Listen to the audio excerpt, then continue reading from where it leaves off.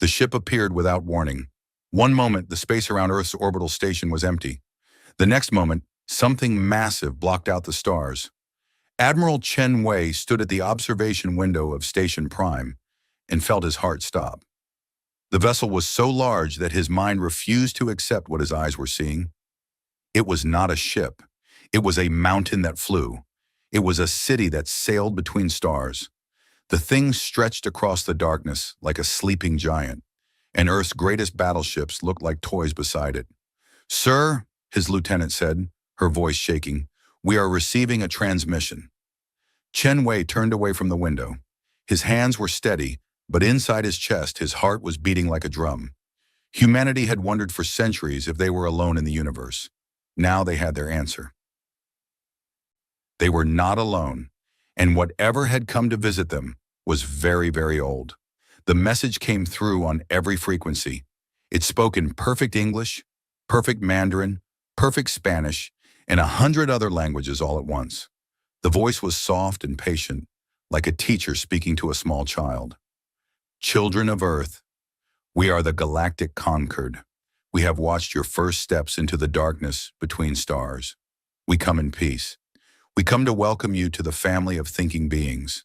Please do not be afraid. We mean you no harm." Chen Wei closed his eyes. Children. They had called humanity children. He did not know it yet, but that single word would change everything. 3 days later, the delegation arrived. The United Earth Council met them in the Great Hall of Geneva.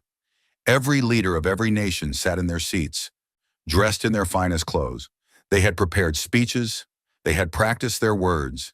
They had told themselves that they would meet these visitors as equals. Then the visitors walked into the room, and all those preparations meant nothing. There were 5 of them. The first was tall and thin, with skin like polished silver and eyes that held the light of distant stars. The second was short and round, covered in soft fur the color of autumn leaves. The third had no legs at all, but floated on a cushion of shimmering energy. The fourth looked almost human, except for the 4 arms and the patterns that moved across their skin like living tattoos. The fifth was the strangest of all. They had no fixed form. Their bodies shifted and changed with every step, sometimes solid, sometimes liquid, sometimes something in between. Ambassador Thesra of the Valorian Dominion stepped forward. She was the silver one, and when she moved, it was like watching water flow. Her voice was gentle and kind, but there was something in her eyes that made Chen Wei uneasy. It was the look of an adult watching a toddler try to walk. "Thank you for receiving us," Thesra said. "We have traveled far to meet you. The Galactic Concord represents 4,000 spacefaring species. We have existed for more than 200 million of your years. In all that time, we have seen many young species take their first steps into the cosmos. It brings us joy to welcome another." Secretary General Maria Santos rose from her seat. She was a small woman with gray hair and sharp eyes, and she had led humanity through 2 wars and a climate collapse. She was not easily impressed. "We are honored by your visit," she said. "Humanity has dreamed of this moment for as long as we have looked up at the stars. We hope this is the beginning of a friendship between our peoples." Thesra smiled. It was a warm smile, a genuine smile. But it was also the smile of a grandmother watching her grandchild show off a finger painting. "Of course," Thesra said, "we offer humanity developmental protection. This is a program we have used for thousands of young species. We will guide you. We will teach you. We will keep you safe as you grow." Chen Wei felt something cold settle in his stomach. Developmental protection? She made it sound like galactic foster care. "What exactly does this protection involve?" he asked. Thesra turned to look at him. For a moment, something flickered in those star-bright eyes. Surprise, perhaps. "Young species rarely ask questions so directly." "Many things," she said. "We will share knowledge with you when you are ready for it. We will protect you from the dangers of the galaxy, of which there are many. We will help you avoid the mistakes that have destroyed other young civilizations. In return, we ask only that you accept our guidance, that you trust in our greater experience." "And how long does this developmental period last?" Chen Wei pressed. Thesra's smile did not waver. "That depends on the species. Some mature quickly, some take longer. The average is perhaps 10 million years." A murmur ran through the hall. 10 million years. Humanity had only existed in its current form for 300,000 years. They had only built cities for 10,000. And this alien was talking about 10 million years of being treated like a child. "We have built ships that sail between stars," Secretary General Sano said carefully. "We have cured diseases that once killed millions. We have touched the moons of Jupiter and the rings of Saturn. We have done all of this in less than 500 years. Does this not suggest that we might mature faster than average?" The floating alien drifted forward. Their name was Varin, and they had been old when the first dinosaurs walked on Earth. Their voice sounded like wind chimes in a storm. "Every young species believes they are special," Varin said. "Every young species believes they will grow faster than those who came before. This is natural. It is even healthy in a way. But belief does not change reality. You are young. Your technology is primitive. Your understanding of the universe is limited. These are not insults. They are simply facts." Chen Wei felt his jaw tighten. He looked at the alien ships floating above Earth. He looked at the technology that humanity could not begin to understand. And yet something bothered him. Something did not fit. "Your ships," he said. "How old are they?" Thesra blinked. "I do not understand the question." "The design," Chen Wei said. "When was it created? When did your people first build vessels of this type?" The aliens exchanged glances. It was the shapeshifter who answered. Their name was Melix, and their voice seemed to come from everywhere at once. "The Valorian cruiser design has remained largely unchanged for approximately 40 million years. It was perfected long ago. There is no need to alter perfection." Chen Wei nodded slowly. 40 million years. The same design for 40 million years. He thought about human history. 500 years ago, humans had traveled in wooden ships powered by wind. Now they sailed between stars. And these beings, with all their power and all their years, had not changed their ship design in 40 million years. Something was wrong here. He did not know what it was yet, but he intended to find out. The negotiations continued for weeks. Humanity was given a choice, though it was not much of a choice.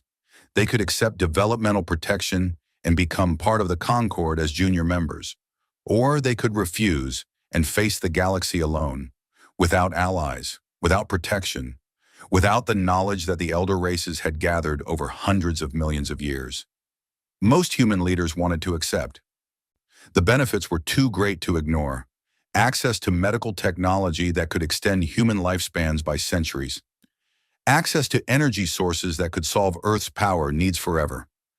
Access to knowledge about thousands of alien worlds, thousands of alien cultures, thousands of alien ways of thinking. But Chen Wei remained troubled. He spent his nights reading everything the Concord provided about their history. He studied their art, their science, their philosophy. He learned about the great achievements of the elder races, the wars they had fought, the peace they had built. And he noticed something strange. The history of the Concord was rich and detailed. It stretched back 200 million years, covering the rise and fall of countless civilizations, but it seemed to stop at a certain point, like a book with the first chapters torn out. The Concord knew their history back to a certain date, and before that date, there was nothing but darkness and silence. When he asked Thesra about this, she smiled her grandmother's smile and patted his hand. "Young species always ask about the time before," she said. "It is natural to be curious, but the truth is simple. Before the Concord, there was chaos, scattered species fighting among themselves, destroying each other, burning out like candles in the wind. The Concord brought order to this chaos. What came before does not matter. Only what we have built together matters." Chen Wei did not believe her. He had spent his career reading people, and he knew when someone was hiding something. Thesra was not lying exactly, but she was not telling the whole truth either. He dug deeper. He asked for access to the Concord's historical archives. At first they refused. Then they offered limited access, with many sections restricted. Chen Wei took what he could get and began to read.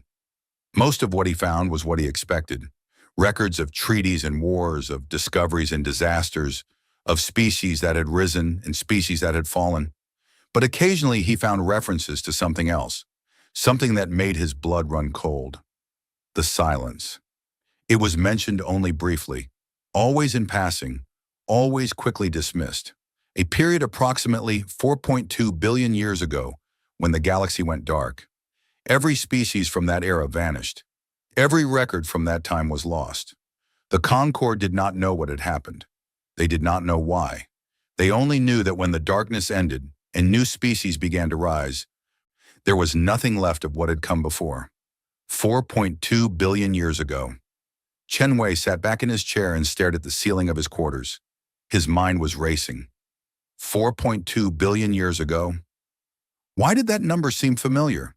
He called up Earth's geological history on his display.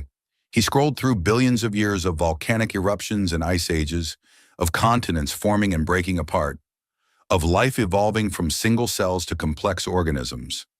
And there it was, 4.2 billion years ago, the late heavy bombardment, a period when Earth was struck by thousands of asteroids and comets, a period when the surface of the planet was melted and reformed, a period when any life that might have existed would have been completely destroyed.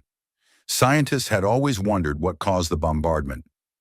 Some said it was the shifting orbits of the outer planets. Some said it was just random chance, the chaotic movement of debris in a young solar system. But what if it was something else?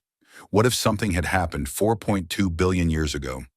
Something that affected not just Earth, but the entire galaxy? Something that wiped out every advanced civilization and left nothing behind but silence? Chen Wei stood up and walked to his window. Outside, the stars burned cold and bright in the darkness.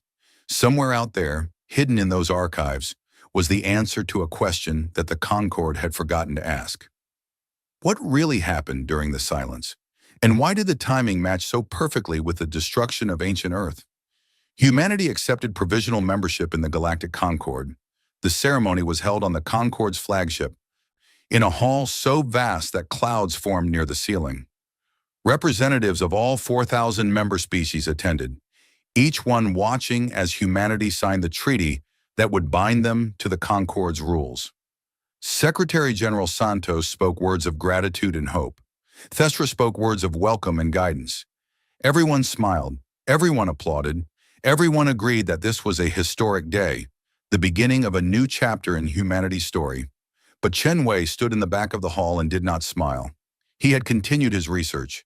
He had found more references to the silence, scattered through thousands of documents. He had found records of artifacts from that era, stored in vaults on distant worlds. He had found hints of a terrible truth that the Concorde had buried so deep they had forgotten it themselves. And he had found something else, something that made his hands shake when he read it. A single line, hidden in a corrupted data file that had not been accessed in millions of years. The first ones will return. They sleep in the third arm. The third arm of the Milky Way galaxy. The arm that contained a small yellow star and a blue-green planet called Earth. Chen Wei looked around the great hall at the assembled elder races. They were so confident, so certain of their place in the universe. They had existed for hundreds of millions of years. They had seen young species come and go. They thought they understood everything, but they did not understand this. They did not understand that somewhere in their own archives was evidence of a truth so shocking that it would shake the foundations of their civilization. Humanity was not young. Humanity was something else entirely, and Chen Wei was going to find out what. The ceremony ended. The delegates returned to their ships. Earth began its long journey as a junior member of the Galactic Concorde. Thesra met with Chen Wei before she left. She seemed pleased with how everything had gone. She smiled her warm smile and offered him her hand in the human fashion. "You have questions," she said. "I can see it in your eyes. Young species always have questions. This is good. Questions lead to learning."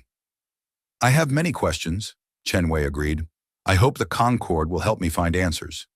"We will try," Thesra said, "but some answers take time. Some answers require patience. You are young, Admiral. You have much to learn." Chen Wei nodded. "I am sure I do." Thesra's ship departed, sliding through space with the grace of a swimming fish. Chen Wei watched it go. He thought about everything he had learned. He thought about the silence and the first ones and the sleep in the third arm. He thought about how confident the elder races were, how certain they were that they knew everything worth knowing, how sure they were that humanity was just another young species, stumbling through their first steps in a universe they did not understand. They were wrong. Chen Wei did not know exactly how they were wrong, not yet, but he knew that somewhere in the galaxy's forgotten past was a secret that would change everything. A secret about Earth, a secret about humanity, a secret that had been buried for 4 billion years. And he was going to find it, no matter how long it took, no matter what it cost. Because Chen Wei had spent his whole life learning one simple truth.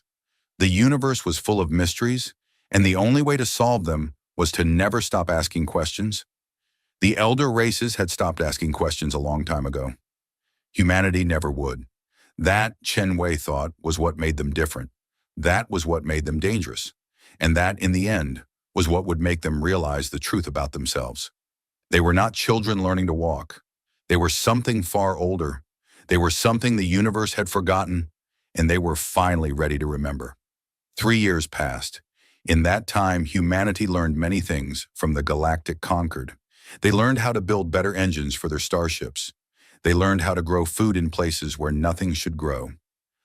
They learned medicine that could heal wounds in hours instead of weeks. The elder races were generous teachers, always patient, always kind, always treating humanity like bright children who showed promise. But Admiral Chen Wei did not forget his questions. He had built a small team of researchers, scientists, historians, linguists, archaeologists, people who knew how to find secrets that had been buried for a long time, people who were not afraid to look in places where others had stopped looking. For 3 years, they searched the Concord's archives. They followed every reference to the silence.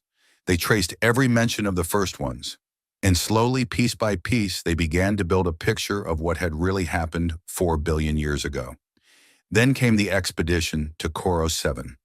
Dr. Yuki Tanaka was a xenoarchaeologist, which meant she studied the remains of alien civilizations. She was small and quiet, with gray streaks in her black hair and eyes that missed nothing. When the Concorde offered humanity limited access to the dead vaults of Koro 7, she was the first to volunteer. "What are the dead vaults?" she had asked at the briefing. The Concorde representative, a being named Thesser who looked like a walking crystal, had explained in his slow, patient voice.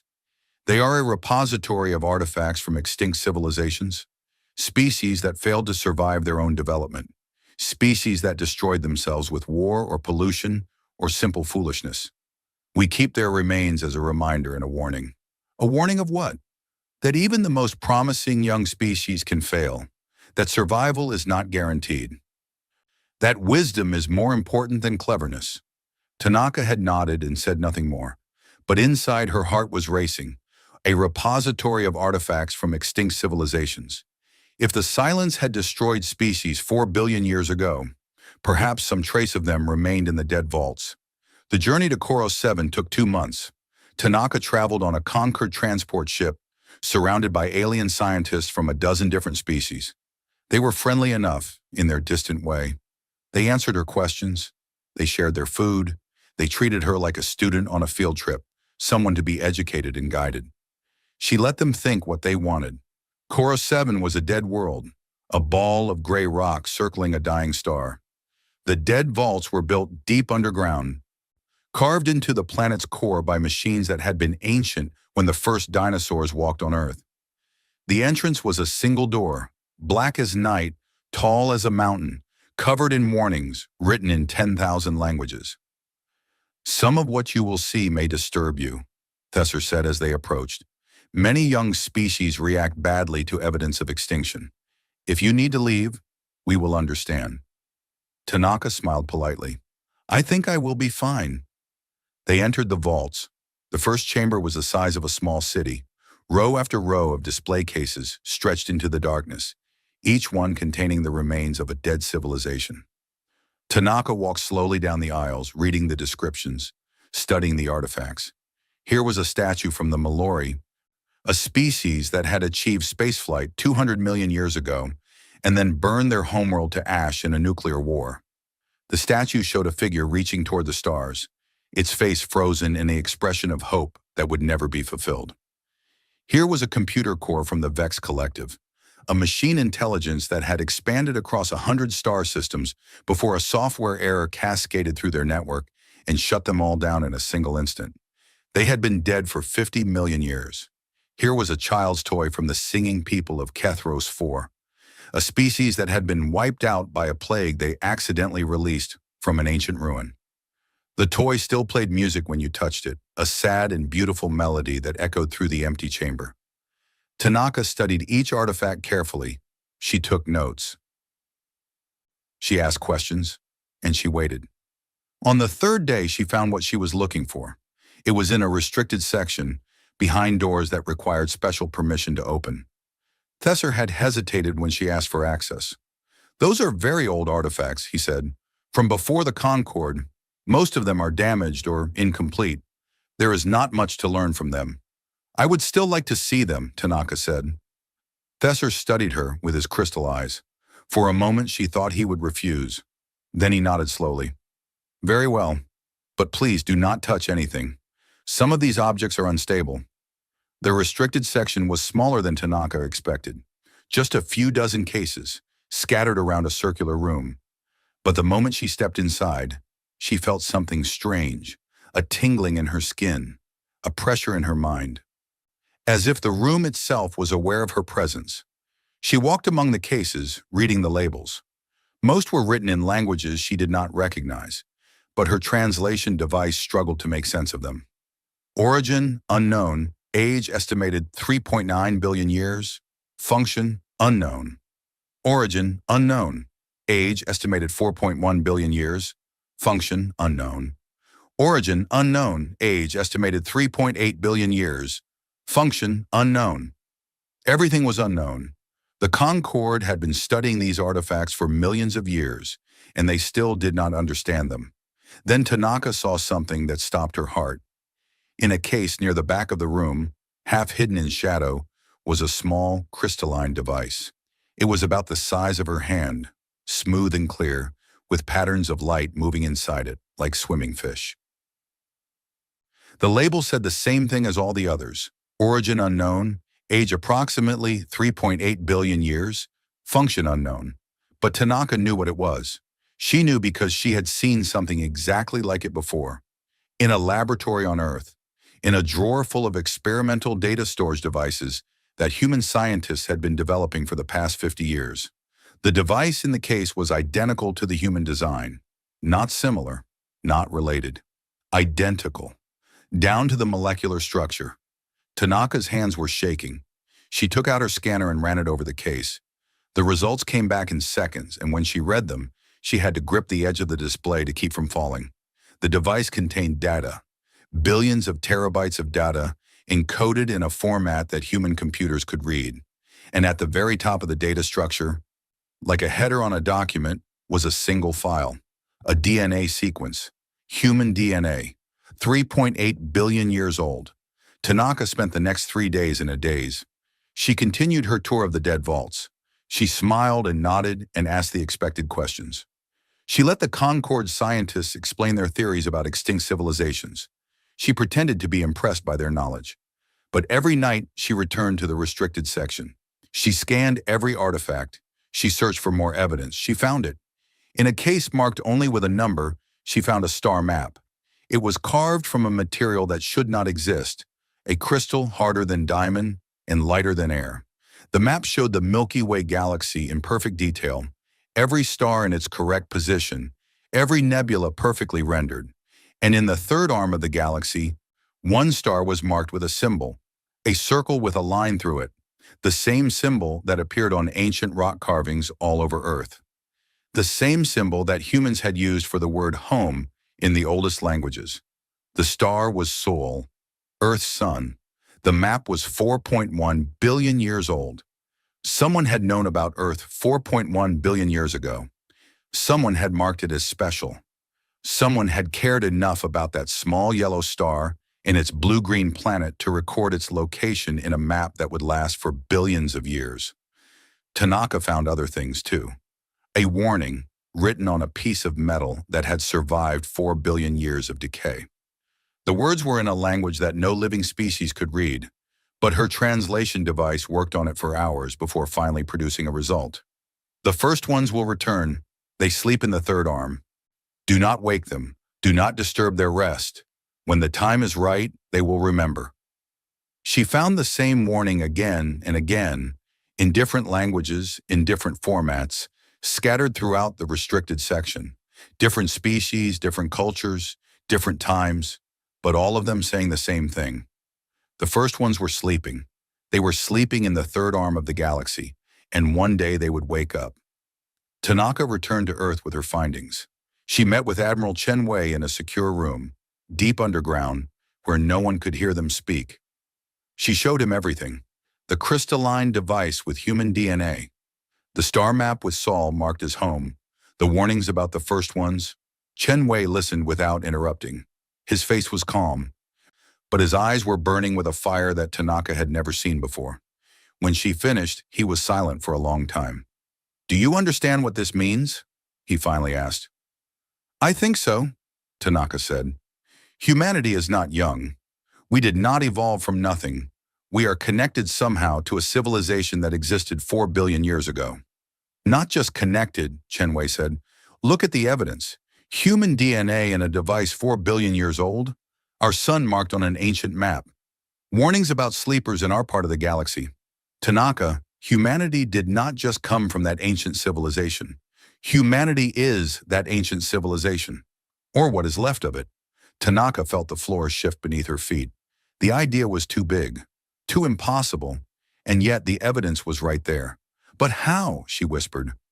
"If our ancestors were advanced enough to build things that lasted for billions of years, how did we end up as primitive apes on a young planet?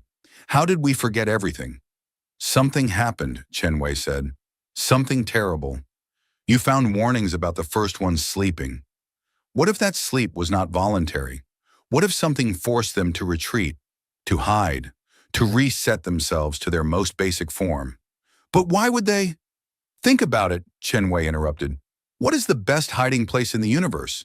Not a fortress, not a bunker, not a cloaked ship. The best hiding place is to become invisible, to become so primitive, so simple, that no one would ever think to look at you twice. To become young." Tanaka stared at him. "You are saying that humanity chose to become primitive? That we deliberately destroyed our own civilization and started over from scratch?" "I am saying it is possible. The Concord talks about the silence, a period when every advanced species vanished. What if they did not vanish? What if they just hid? What if they turned themselves into children and waited for the danger to pass? Waited for 4 billion years? Time means nothing to someone who is truly patient." Chen Wei stood up and walked to the window. Outside, the lights of the city sparkled in the darkness. "The Concord thinks they are the elders. They think they have seen everything. But they are wrong. They are the children here. We are the ones who came before. They kept their discovery secret. Only a handful of people knew the truth. Chen Wei, Tanaka, and the small team of researchers who had been working on this for 3 years. They agreed that humanity was not ready for this knowledge. Not yet. There were too many questions still unanswered. Too many dangers they did not understand. But they were not the only ones who had noticed something strange. Somewhere in the great archives of the Galactic Concord, a record was flagged. A human researcher had accessed the restricted section of the dead vaults. A human scanner had analyzed artifacts that no one had studied in millions of years, and the results of those scans had been transmitted back to Earth. The supreme archivists of the Concord were the oldest beings in the galaxy. They had existed for 200 million years. They had seen species rise and fall. They had watched civilizations bloom and wither. They thought they had seen everything. But when they reviewed the data from Dr. Tanaka's scans, they felt something they had not felt in a very long time. Fear, the human DNA in the ancient device, the star map showing Sol, the warnings about sleepers in the third arm. The supreme archivists looked at the evidence, and they understood what it meant. The first ones were not just a legend. The first ones were real, and they were not sleeping on some distant world, waiting to be discovered. They were already awake. They had been awake for 300,000 years. They called themselves humanity. Ambassador Thestra received the message from the Supreme Archivist while she was reviewing reports on her ship. When she read it, her silver skin turned pale as moonlight. She had met the humans. She had talked with them. She had smiled at them and patted their hands and told them they were young. She had looked into their eyes and seen what she expected to see. The bright curiosity of a juvenile species, the innocent enthusiasm of children taking their first steps. But now, reading the report from the archivist, she realized she had been looking at something else entirely. She had been looking at the first ones. She had been looking at the builders of the galaxy. She had been looking at beings so ancient and so powerful that the entire Concord was just a footnote in their history, and she had called them children. Thesra stood up from her desk and walked to the window of her cabin. Outside, the stars burned cold and bright in the endless dark. Somewhere among those stars was a small yellow sun with a blue-green planet. A planet she had thought was the cradle of a young species. Now she knew the truth. It was not a cradle. It was a hiding place, and the beings who had hidden there were finally starting to remember who they really were. Thesra felt the fear settle into her bones. For the first time in 200 million years, the oldest species in the Concord realized that they were not the oldest after all. They had been living in a universe built by giants, and the giants were waking up. The discovery changed everything. Admiral Chen Wei presented his findings to the United Earth Council in a closed session. No recordings were made. No notes were taken. The leaders of humanity sat in silence as he showed them the evidence from the dead vaults. The human DNA in the ancient device, the star map with Saul marked as home. The warnings about the first ones sleeping in the third arm. When he finished, Secretary General Maria Santos was the first to speak. "If this is true," she said slowly, "then everything we thought we knew about ourselves is wrong." "Not wrong," Chen Wei replied, "just incomplete. We always knew we came from somewhere. We just did not know how far back that somewhere reached." 4 billion years, said Defense Minister James Okonjo. He was a large man with a deep voice, and his hands were trembling. "Our ancestors existed 4 billion years ago. How is that possible? How did we forget?" "That is what we need to find out," Chen Wei said, "but I believe the answer is in the warnings. Something happened, something terrible enough that our ancestors chose to erase themselves rather than face it. They became primitive. They hid on Earth. They waited for billions of years, and now they are waking up." "We are waking up," Santos corrected. "We are the first ones, or what is left of them." "Yes." The council was silent. The weight of the truth pressed down on them like a physical force. They were not a young species finding their place in an ancient universe. They were the builders of that universe, returning from a sleep so long that even they had forgotten who they were. "What do we do now?" Okonjo asked. Chen Wei had been thinking about this question for months. He had an answer ready. "We search," he said. "If our ancestors were advanced enough to create artifacts that lasted for billions of years, then they did not put all their eggs in one basket. There must be other remnants, other hiding places, other pieces of the puzzle. We need to find them before the Concord does." "You think the Concord knows?" Santos asked. "I think they are starting to suspect. Dr. Tanaka's scans were recorded in their systems. The archivists will review them. It is only a matter of time before they realize what we have realized. And when they do," Chen Wei's face was grim, "then we need to be ready. A young species is no threat. A young species can be guided and controlled and kept in its place. But the first ones? The builders of the galaxy? That is something else entirely. Some of the elder races might welcome the return of their creators, but others—" He did not need to finish the sentence. Everyone in the room understood. Project Genesis began the next day. It was the most secret operation in human history. Only a handful of people knew it existed. They worked in hidden facilities using coded communications, following trails that led deeper and deeper into humanity's forgotten past. And they found things. Beneath the Pacific Ocean, deep in the Mariana Trench, they found structures. Not natural formations, but engineered spaces. Tunnels and chambers carved from rock that was older than the current ocean floor. The structures were made of materials that human science could not identify. Materials that should not exist according to known physics.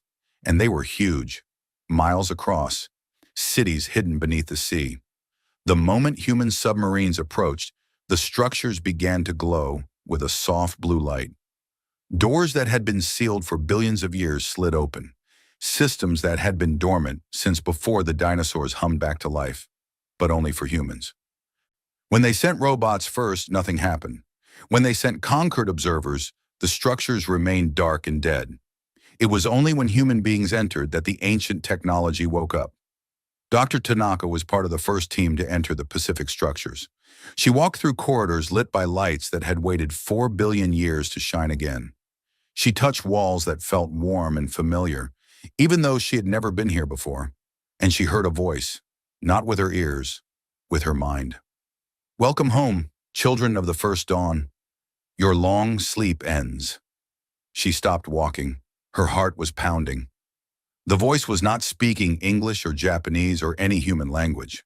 It was speaking something older, something that felt like memory, something that she understood without learning.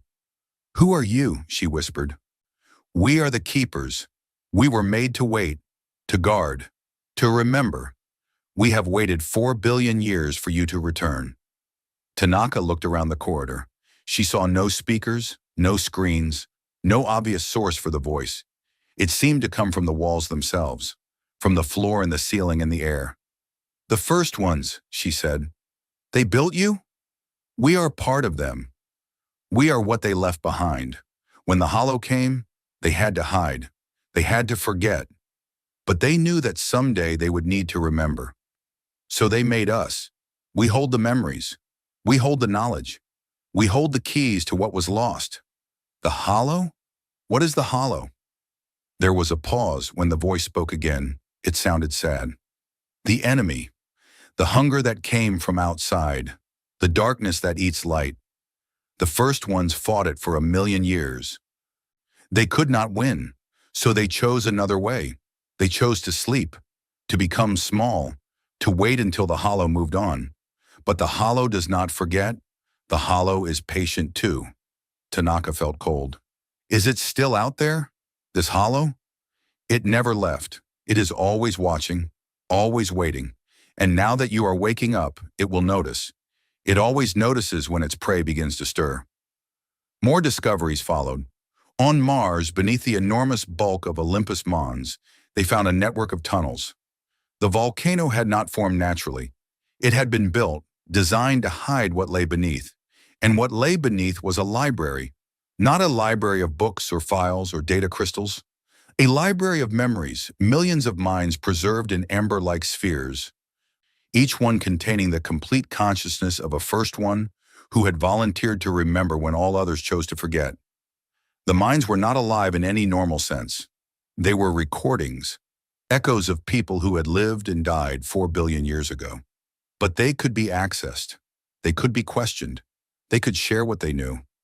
Admiral Chen Wei was the first to interface with the memory library. He sat in a chair that had been waiting for him since before the Earth had cooled, and he let the ancient technology connect with his mind. What he saw nearly broke him. He saw the first ones at their height, a civilization that spanned the galaxy, ships that sailed between stars like fish swimming through water, worlds shaped and sculpted to be gardens of wonder. Art and music and science and philosophy so advanced that human words could not describe them.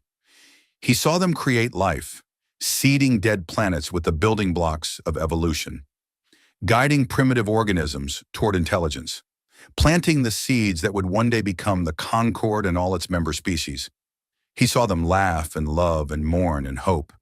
They were people despite their power, people with families and dreams and fears, people who looked at the stars with wonder, even though they had traveled among those stars for millions of years. And then he saw the hollow come. It was not a fleet or an army. It was not a species that could be fought or negotiated with. It was something else, something that existed outside normal reality, something that fed on consciousness, on life, on the very essence of what made thinking beings what they were. The hollow came from the void between galaxies. It came because it was hungry. It came because the first ones had made the galaxy bright with life and thought and feeling, and to the hollow that brightness was food. The first ones fought. They fought with weapons that could crack planets and burn stars. They fought with technology that bent the laws of physics like wet clay. They fought with courage and desperation in everything they had. They lost. Not because they were weak, not because they made mistakes. They lost because the hollow could not be destroyed. Every weapon they used, the hollow absorbed and grew stronger. Every battle they won, the hollow learned from and adapted. It was not a war they could win. It was a war they could only survive. So they made a choice. They would hide. They would become invisible.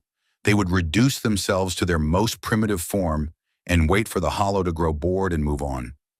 But first, they would save what they could. They would preserve their knowledge in hidden vaults. They would leave keepers to guard the memories. They would seed the galaxy with new life, new species, new civilizations that might one day grow strong enough to face the hollow themselves. And then they would sleep, billions of them, across thousands of worlds. They erased their memories, devolved their bodies, reduced themselves to single-celled organisms, and waited for 4 billion years. Chen Wei saw all of this in the space of a heartbeat. When he opened his eyes, he was weeping. "We were gods," he whispered. "We were the parents of the galaxy. And we gave it all up to survive." News of the discoveries spread through Project Genesis like fire. Each new revelation added to the picture. Each new sight revealed more of humanity's lost heritage. And slowly, something began to change in the people who worked on the project. They started having dreams. Dreams of places they had never been. Dreams of faces they had never seen. Dreams of memories that did not belong to them, but felt more real than their own lives. Dr. Tanaka dreamed of building a star, not metaphorically, but literally, standing in a control room, directing machines that gathered hydrogen from a nebula and compressed it until fusion ignited. She woke up knowing how to do it. The knowledge was there, waiting in her mind, unlocked by the dreams. Admiral Chen Wei dreamed of war, of standing on the bridge of a ship the size of a moon, watching a darkness spread across the stars, of making the decision to run when every part of him wanted to fight. He woke up understanding why the first ones had chosen to hide. It was not cowardice, it was wisdom. Children across the earth began drawing pictures of places they had never seen, star systems, alien worlds, machines that should not exist. Scientists studied the drawings and realized the children were drawing accurate diagrams of advanced technology. Technology that the first ones had created 4 billion years ago. Humanity was remembering, not consciously, not deliberately, but the knowledge was there, buried in their DNA, encoded in their very cells. 4 billion years of sleep, and still the memories persisted, waiting for the right moment. Waiting for the trigger that would unlock them. That trigger had been found. The Concord noticed. Ambassador Thesra requested an urgent meeting with Secretary General Santos. She arrived at Earth's orbital station with a delegation of 10 ships, each one bristling with weapons. This was not the friendly visit of 3 years ago. This was an intervention. "We know what you have found," Thesra said. Her voice was no longer gentle. Her smile was gone. "We know about the structures beneath your ocean and your mountains. We know about the artifacts that respond to human touch. We know about the dreams." Santos faced her calmly. "Then you know more than we expected." "Do not play games with me," Thesra snapped. "The Concord has existed for 200 million years. We have seen what happens when young species gain access to power they do not understand. They destroy themselves. Or worse, they destroy others. Is that what you think we will do?" "I do not know. That is what frightens me. For 3 years, I believed humanity was a promising young species. Clever, ambitious, perhaps more creative than most. I was prepared to be patient with you, to guide you, to help you grow." She paused and something in her face changed. Something that looked almost like awe. "But you are not young. You are older than us. Older than the Concord. Older than any species we have ever encountered. And we have no idea what you are going to do with the power you are recovering." Santos was quiet for a moment. Then she asked a question that Thesra did not expect. "Are you afraid of us, Ambassador?" Thesra's silver skin shimmered. "Yes, for the first time in 200 million years, the Concord is afraid. We have spent our existence believing we were the elders of this galaxy. We built our civilization on that belief. We made our rules and our laws and our customs based on the assumption that we knew best because we had been here longest. She looked at Santos with eyes that held ancient stars. And now we learn that we were wrong, that we were children playing in a garden we did not plant, that the real elders were here all along, sleeping among us, waiting to wake up.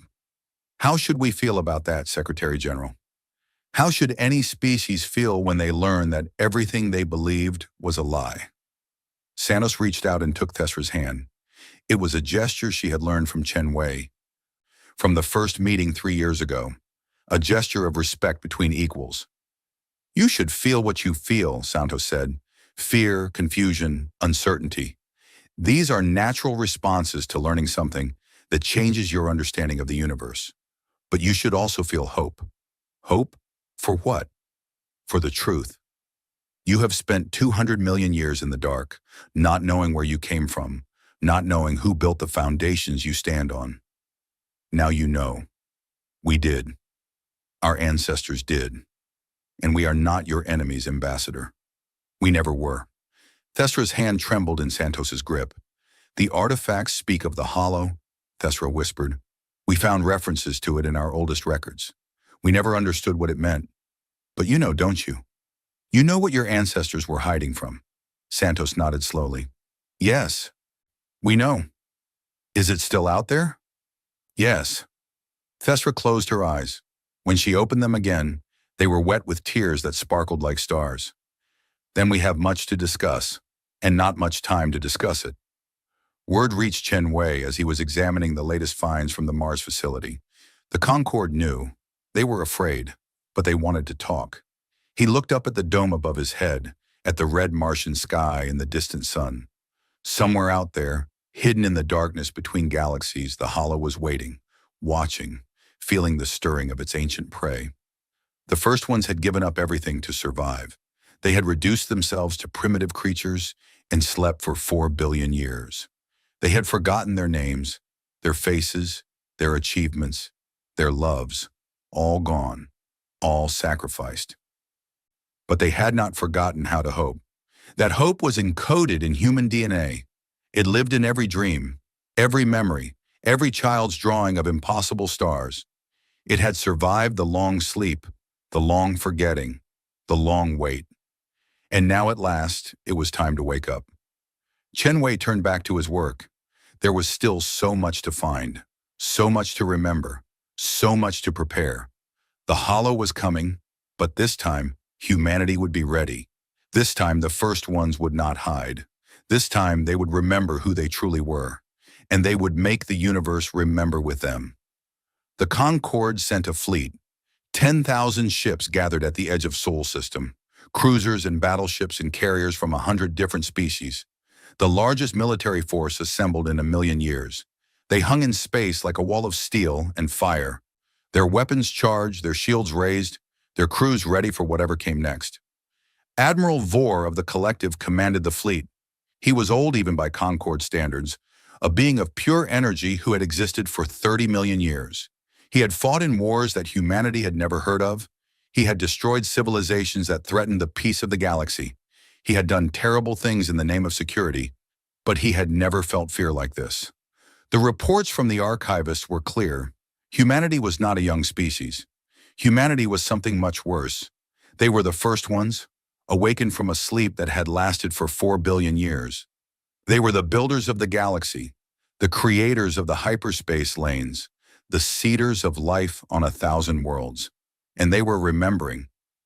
Each day brought new reports of human abilities that should not exist. Scientists solving equations that had baffled Concorde researchers for millions of years. Engineers building devices from intuition, not training. Children speaking languages that had not been spoken since before the Concorde was born. The Concorde Council had debated for weeks. Some wanted to welcome humanity as the returning founders. Others wanted to destroy them before they became too powerful. In the end, they had compromised. They would send a fleet. They would demand answers. And if those answers were not satisfactory, Vore did not want to think about what would happen then. He did not want to be the one who started a war with gods. The fleet arrived at Seoul on a Thursday morning, Earth time. Admiral Chen Wei was waiting for them. He stood on the bridge of the UN's Defiance, Earth's newest battleship, watching the sensor displays fill with hostile contacts. 10,000 ships, more firepower than humanity had ever faced, and he was not afraid. He had spent months in the memory libraries of Mars. He had seen what the first ones could do at their height. He had watched them build wonders that made the Concorde's greatest achievements look like children's toys. And he had felt something stir inside him. Something old, something powerful, something that had been waiting for this moment for 4 billion years. The Concorde thought they were coming to threaten a young species. They were wrong. Admiral Vor, Chen Wei said, his voice calm and clear over the communication channel. Welcome to Sol System. We have been expecting you. Vor's energy form flickered with surprise. The human did not seem frightened. If anything, he seemed amused. Admiral Chen Wei, Vor replied, the Galactic Concorde demands an explanation for recent events. You have been accessing restricted technology. You have been tampering with artifacts that belong to the galactic community. We have been remembering, Chen Wei interrupted. That is all. We have been remembering who we are. And who is that? You know who we are. Your archivist figured it out weeks ago. We are the first ones. We are the species that built this galaxy. We are your ancestors, Admiral. Not in body, perhaps, but in spirit, in legacy, in every way that matters. The communication channel went silent. Vor could feel the tension spreading through his fleet. Every ship, every crew member, every weapon system waiting to see what would happen next. If what you say is true, Vor said slowly, then you are far more dangerous than we feared. The first ones had power beyond imagination, power that destroyed them in the end. Power did not destroy us, Chen Wei said. We destroyed ourselves. We chose to sleep. We chose to forget, because that was the only way to survive what was coming. The Hollow. Yes, the Hollow. You have heard of it? Only in the oldest records. Stories. Legends. We never believed they were real. They are real, and they are coming back. Chen Wei gave an order. On Earth and Mars and Luna and a dozen other places, ancient systems came to life. Technology that had been dormant for 4 billion years, activated in response to human commands. Shipyards hidden beneath mountains began to build. Factories buried beneath seas began to produce. And in the space around Earth, something appeared. The Concorde fleet saw it first as a shadow, a darkness against the stars that had not been there before. Then the darkness began to glow, and they realized what they were looking at. Ships, human ships, but not the small vessels that humanity had built over the past few centuries. These were something else entirely, ships grown from ancient templates, constructed by machines that remembered how to build them, even when their creators had forgotten. Ships that dwarfed the largest Concorde battlecruisers. Ships that pulsed with energy signatures that Concorde sensors could not identify. One of them was large enough to have its own gravity. It hung in space like a second moon, its surface covered with weapons and shields and systems that the Concorde had never seen before. And humanity had not even finished building yet. These ships were sleeping, Chen Wei said, just like us, waiting in the hidden places, waiting for the day when we would need them again. The first ones knew this day would come. They prepared for it. They prepared for us. Vor stared at the display. His 30 million years of experience told him that the Concorde fleet could not win this fight. Not against these ships. Not against technology that had been ancient when his species was learning to make fire. What do you want? He asked. To talk, Chen Wei said.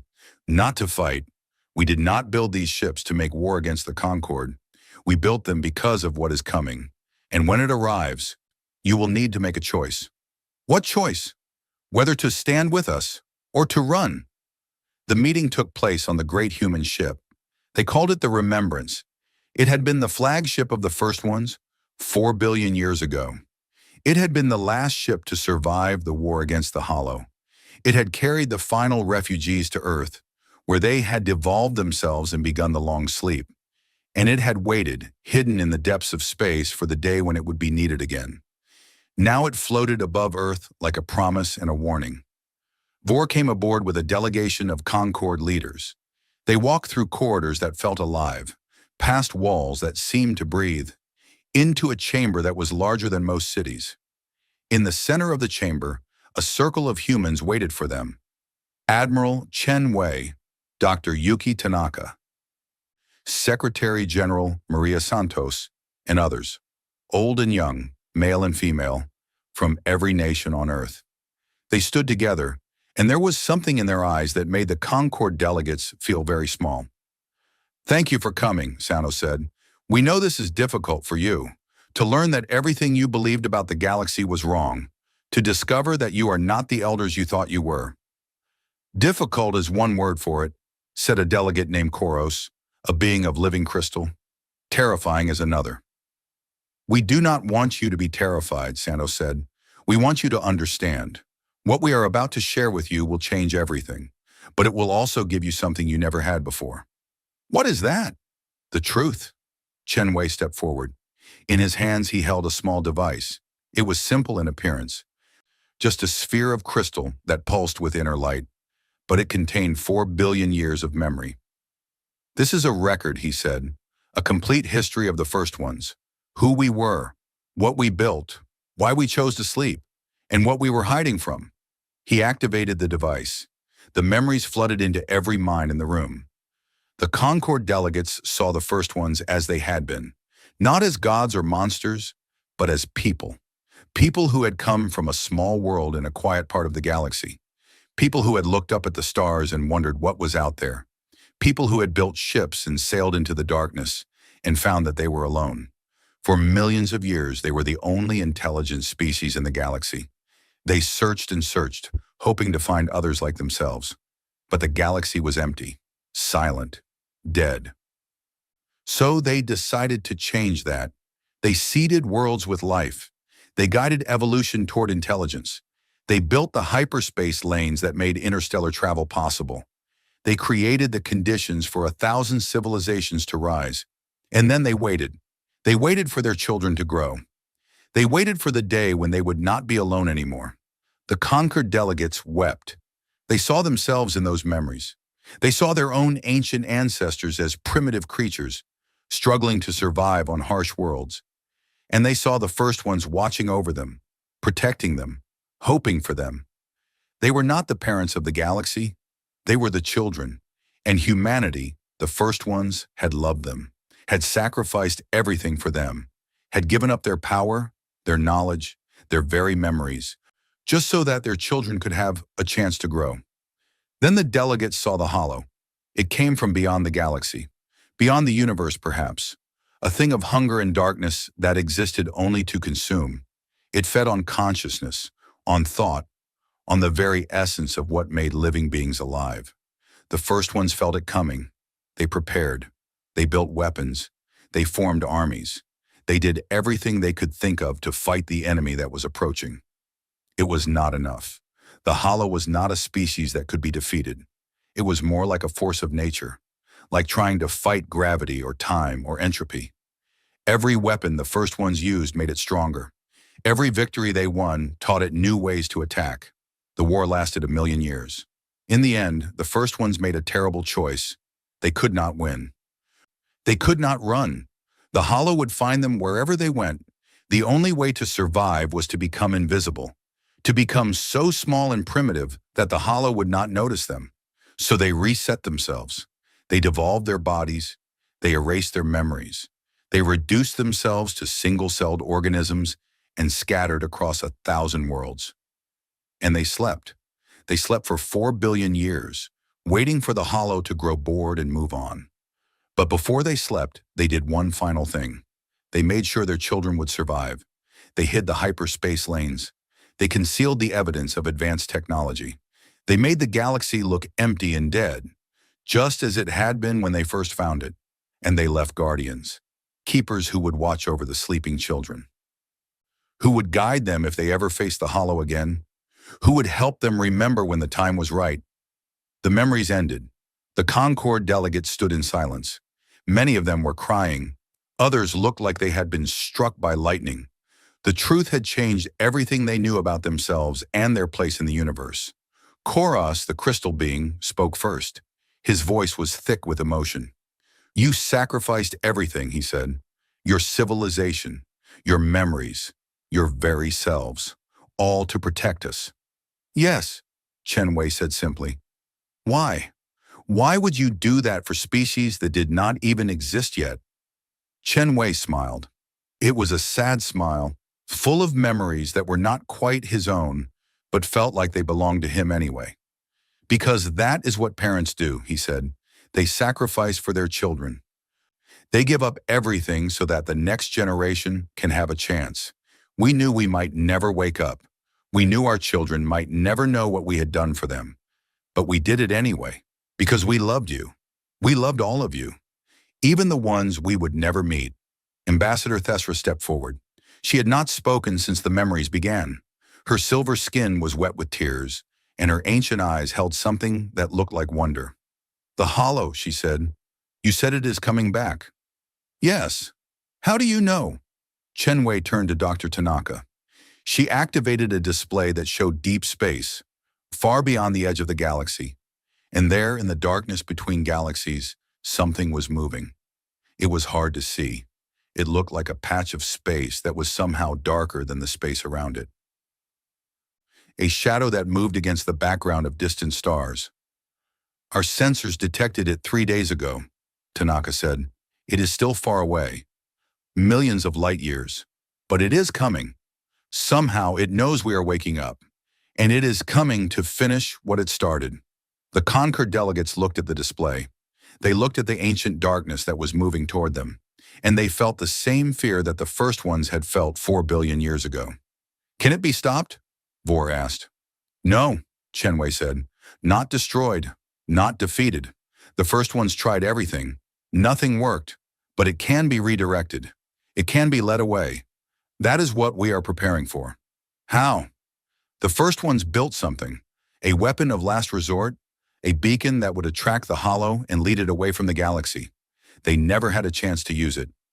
The war ended before they could finish building it. But now you remember how to build it. Yes, and we are building it. But it will require enormous power.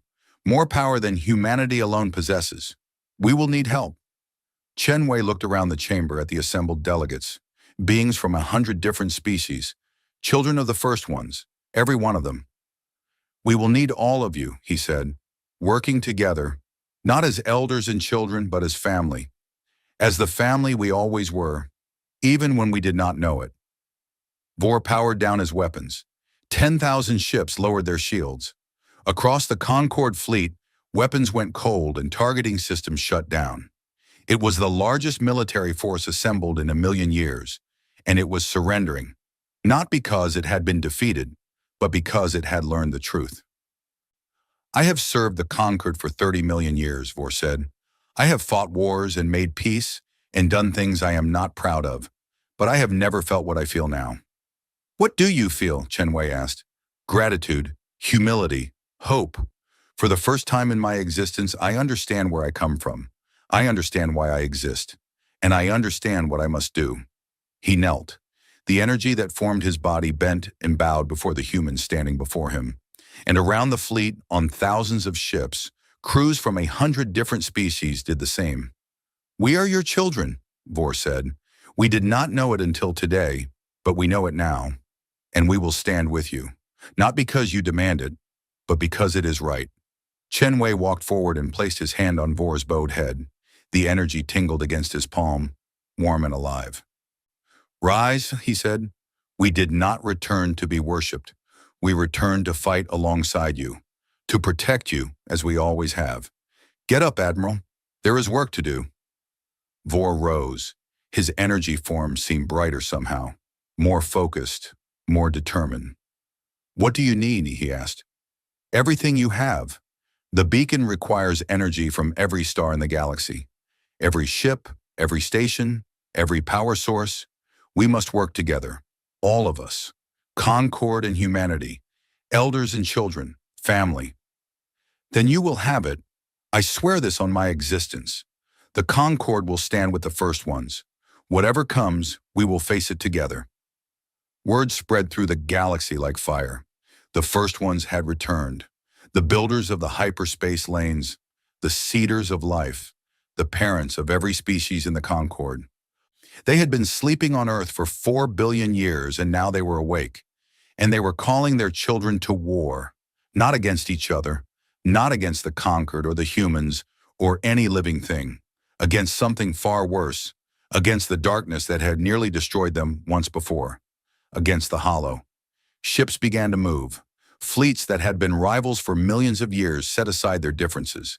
Species that had not spoken in centuries opened communication channels. Resources that had been hoarded were shared. Knowledge that had been kept secret was given freely. The galaxy was uniting, not because it was forced to, not because it was threatened, but because it had finally learned the truth about itself. It was a family. It had always been a family, and families stood together when darkness came. On Earth, Chen Wei watched the galaxy come together. He felt the weight of 4 billion years pressing on his shoulders. He felt the responsibility of being the one who had to lead this fight. But he also felt hope. The first ones had given up everything to save their children. They had slept for 4 billion years, waiting for this moment. And now at last the moment had arrived. The hollow was coming, but this time it would find more than sleeping prey. It would find a galaxy united, a family ready to fight, children standing alongside parents for the first time in 4 billion years. It would find humanity, and humanity would remember who they truly were. The galaxy had never seen anything like it. Every species, every world, every ship and station and outpost in the Milky Way worked together toward a single goal. Resources flowed along the hyperspace lanes like blood through veins. Engineers from 1,000 different cultures shared their knowledge. Scientists who had been rivals for millions of years collaborated on problems that had seemed impossible. And at the center of it all was Earth. The small blue planet that had once been dismissed as the cradle of a young species had become the heart of the greatest project in galactic history. Ships gathered in orbit by the thousands. Factories ran day and night.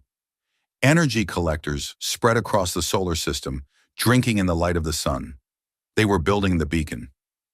Dr. Tanaka led the construction team. She had accessed the deepest layers of the memory libraries on Mars, learning secrets that the first ones had kept even from themselves. The beacon was not just a machine, it was a promise. A light in the darkness that would shine brighter than any star. A lure that the hollow would not be able to resist. "How does it work?" Admiral Vore asked during one of the many meetings. Tanaka pulled up a display showing the beacon's design.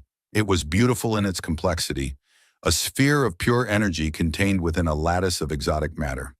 "The hollow feeds on consciousness," she explained, "on thought, on awareness. That is why it attacked the first ones. They had created the brightest civilization in the galaxy's history. To the hollow, they were a feast waiting to be consumed. So the beacon simulates consciousness.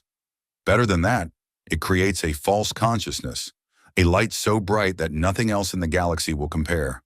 When we activate it, the hollow will be drawn to it like a moth to a flame. And then we send the beacon away, out of the galaxy, into the void between galaxies, and the hollow will follow. Forever? We hope so. The beacon is designed to run for billions of years, to lead the hollow on an endless chase through the empty darkness. It will never catch the beacon. It will never return to this galaxy. It will be gone." Vore's energy form flickered with something like hope. "The first ones created this design 4 billion years ago? Yes, but they never had a chance to build it. The war ended before they could gather the resources, before they could unite the galaxy. That is why they chose to sleep. They knew that one day when they woke up, their children would be there to help them finish what they started.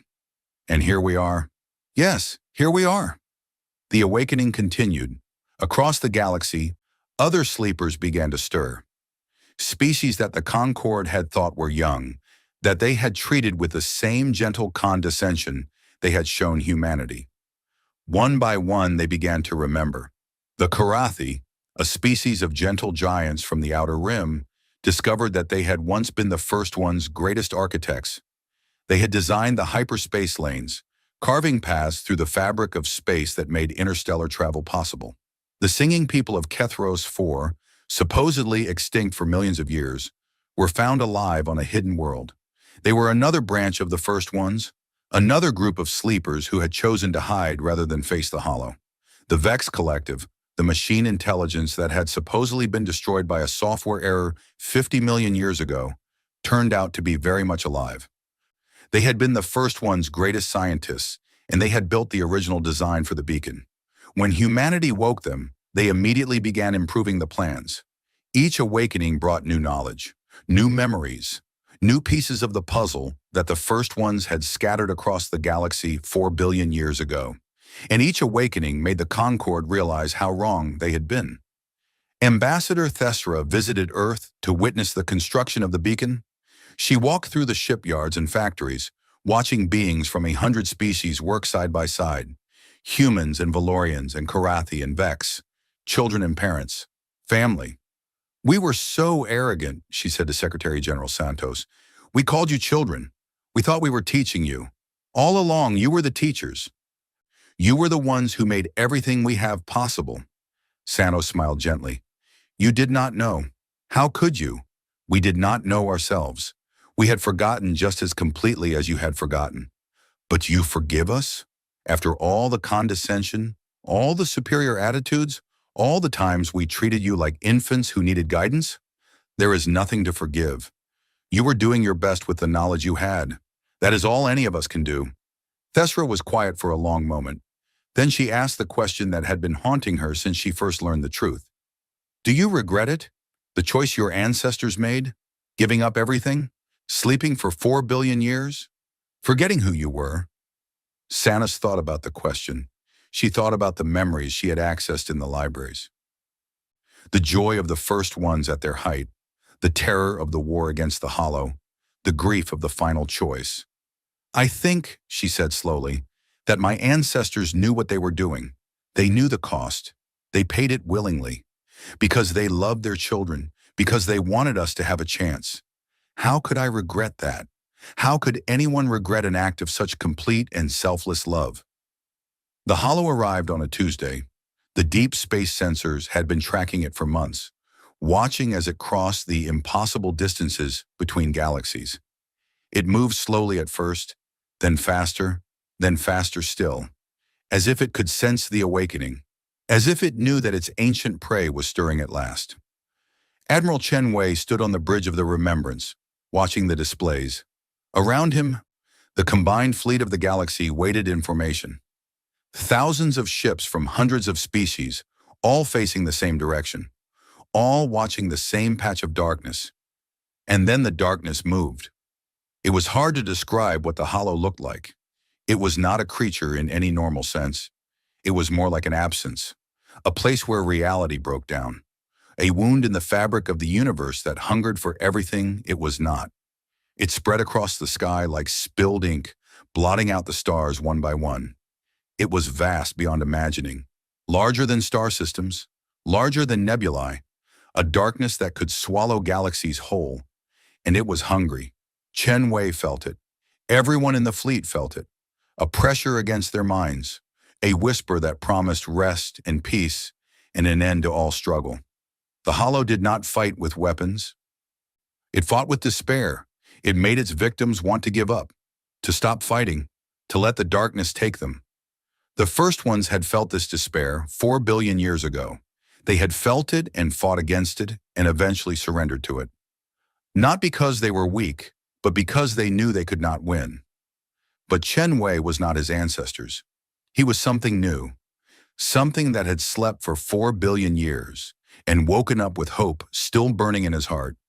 Something that had been reborn through sacrifice and love and the stubborn refusal to let darkness win. He opened a communication channel to the entire fleet. "I know you feel it," he said. His voice was calm and steady. The despair, the hopelessness, the voice that tells you to give up. I feel it too. We all feel it. That is the Hollow's greatest weapon, not its hunger, not its darkness, its ability to make us believe we cannot win. He paused. On 1,000 ships, crews from 100 species listened. But we are not alone. We have never been alone. 4 billion years ago, our ancestors faced this enemy by themselves. They fought until they could not fight anymore. They gave up everything to give us a chance. And now we have that chance. Not as humans, not as Concord, as family. The despair pressed harder. The darkness spread wider. But on the bridge of the remembrance, Chen Wei smiled. The hollow feeds on consciousness. It feeds on awareness. It feeds on everything that makes us alive. But there is something it does not understand, something it has never understood. When we stand together, we are more than the sum of our parts. When we fight for each other, we are stronger than any hunger. When we love, we become a light that no darkness can extinguish. He turned to face the approaching shadow. Activate the beacon. Across the galaxy, power flowed. Every star, every reactor, every energy source in the Milky Way contributed to the beacon. The collected power of 100 billion suns focused on a single point in space near Earth. The lattice of exotic matter that contained the beacon's core began to glow. At first, it was just a spark, a tiny point of light in the darkness. But the spark grew. It became a flame. The flame became a fire. And the fire became something else entirely.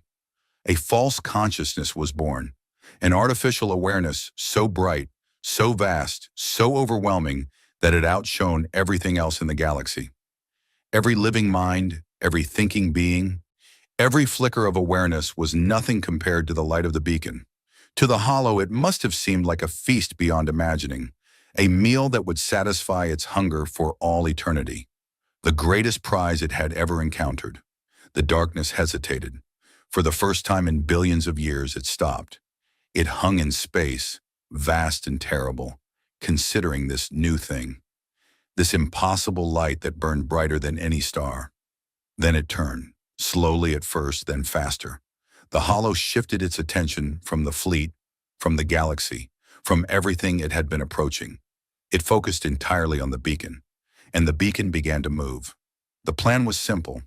The beacon would lead the hollow away from the galaxy, out into the void between galaxies, into the empty darkness where nothing lived and nothing grew. It would run forever, and the hollow would chase forever, and the galaxy would be safe. But simple plans often have complications. The beacon was fast, but the hollow was faster. The darkness surged forward, closing the gap between itself and the false light. The beacon increased its speed, drawing on more power from across the galaxy. But it was not enough. The hollow was too hungry, too desperate, too close. Dr. Tanaka watched the displays with growing horror. "It is catching up," she said. "We did not account for this. The hollow is adapting. It is learning how to move faster." "Can we boost the beacon's speed?" Chen Wei asked. "We are already at maximum power. Every energy source in the galaxy is connected. There is nothing left to give." Chen Wei closed his eyes. He reached deep into the memories that had been unlocked over the past year, searching for something, anything that might help, and he found it. A final memory, a secret that the first ones had kept even from themselves, a last resort that they had hoped would never be needed. "There is one more thing we can give," he said quietly. Tanaka looked at him. Her face was pale. "You cannot mean..." "The beacon feeds on consciousness. It needs awareness to burn. We have been giving it artificial awareness, created by machines. But that awareness is weak compared to the real thing." Chen Wei, no. If we connect living minds to the beacon, willingly, knowingly, we can make it burn brighter, bright enough to outrun the hollow forever. But the minds connected to the beacon, they would be gone. They would become part of it. They would never come back. Chen Wei nodded slowly. "I know." The call went out across the fleet. Chen Wei explained the situation. The beacon was not fast enough. The hollow was catching up. Without more power, the plan would fail and the galaxy would be consumed. He did not ask for volunteers. He did not demand sacrifice. He simply told the truth and waited. The responses came within seconds. First one ship, then 10, then 100, then 1,000. Beings from every species in the galaxy, offering to connect their minds to the beacon, offering to give up their existence so that others could live. "We are the children of the first ones," said a Karathi captain. 4 billion years ago, our parents gave up everything for us. How can we do any less? "I have lived for 30 million years," said Admiral Vore. "That is enough." Let me spend what remains of my existence protecting those who come after. I always wanted to be a star, said a young human pilot. Now I get my wish. The volunteers numbered in the millions. More than enough.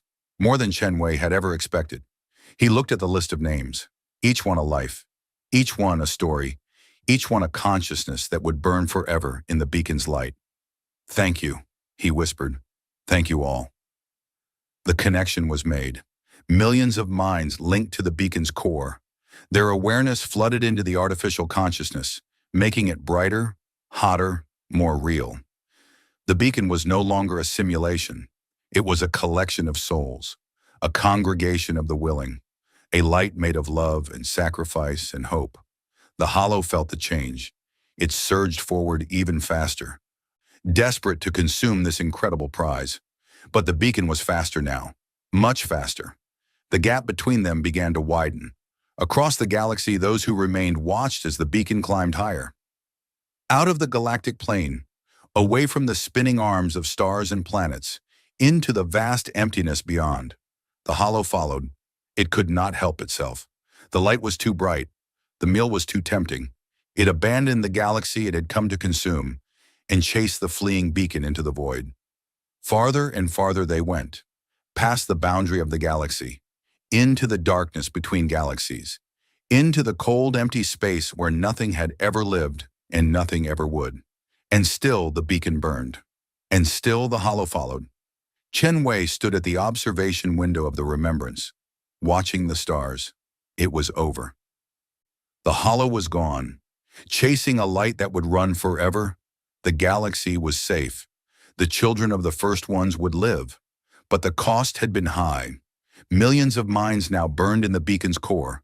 Millions of beings who had chosen to sacrifice themselves for others. They were not dead exactly. They still existed.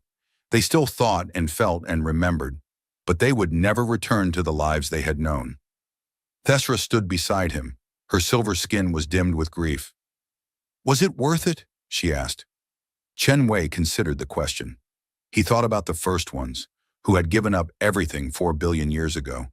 He thought about the volunteers, who had given up everything today. He thought about the children who would never know the names of those who had died for them. Ask me in 1,000 years, he said.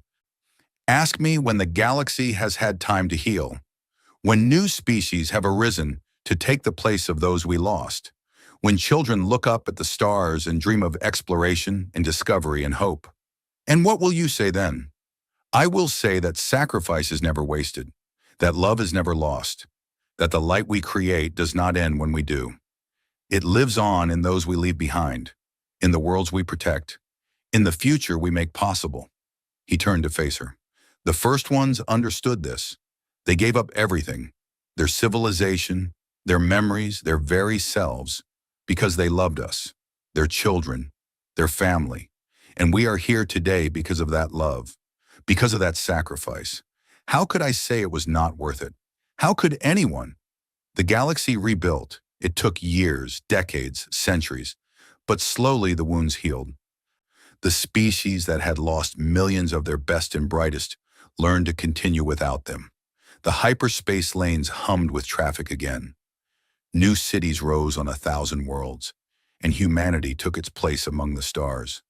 Not as children learning to walk, not as juniors in a cosmic hierarchy, but as what they had always been, the first ones, the builders, the parents of the galaxy. They did not demand worship. They did not claim special privileges. They simply did what they had always done, even when they had forgotten who they were. They explored, they created, they loved, and they remembered. Every year on the anniversary of the Hollow's departure, the galaxy held a day of remembrance. Beings from every species gathered to honor those who had sacrificed themselves. They spoke the names of the fallen. They told the stories of their courage. They made sure that no one forgot. Chen Wei lived to see many of these days. The memories of the first ones had changed him, extended his life in ways that human science could not explain. He grew old slowly, watching generations rise and fall, watching the galaxy become what his ancestors had always hoped it would be. A family. He died peacefully on a quiet day, surrounded by those who loved him. His last words were spoken to his great-great-granddaughter, a young woman who had just been accepted into the Galactic Exploration Corps. "Remember who you are," he told her. "Not just human, not just a first one. Remember that you are part of something larger, a story that began billions of years ago and will continue for billions of years more. You are the light that your ancestors died to protect. Never let that light go out." She promised, she kept her promise, and the light burned on. Far beyond the edge of the galaxy, in the cold darkness between galaxies, the beacon still ran. Millions of minds joined together, burned with a light that would never fade. They no longer remembered their individual names or faces or lives. They had become something else, something greater, a constellation of consciousness that had transcended the limitations of flesh and blood. They were not sad. They were not lonely. They were together. They were loved. They were doing what they had always wanted to do, protecting those who could not protect themselves. Sometimes, in the rare moments when the beacon passed near a distant galaxy, other beings would detect its light. They would wonder what it was. This impossible brightness sailing through the void, this star that moved, this light that seemed almost alive. They never knew the truth. They never knew that the light was made of sacrifice, that it was the gift of beings who had loved their children so much that they had become stars to save them. But maybe that was okay. Maybe the best gifts are the ones that are given freely, without expectation of thanks or recognition. Maybe the greatest love is the love that asks for nothing in return. The first ones had understood this. They had given up everything, twice, to protect a galaxy that would never fully understand what they had done. And in the end, their children had proven worthy of that sacrifice. The universe had seen humanity as young. They had thought them children, stumbling through their first steps in an ancient cosmos. They were wrong. Humanity was never young. They had simply chosen to forget, to sleep, to give everything so that others could have a chance to grow. And now at last the universe knew the truth. The elders had returned, and they had brought light to the darkness, forever.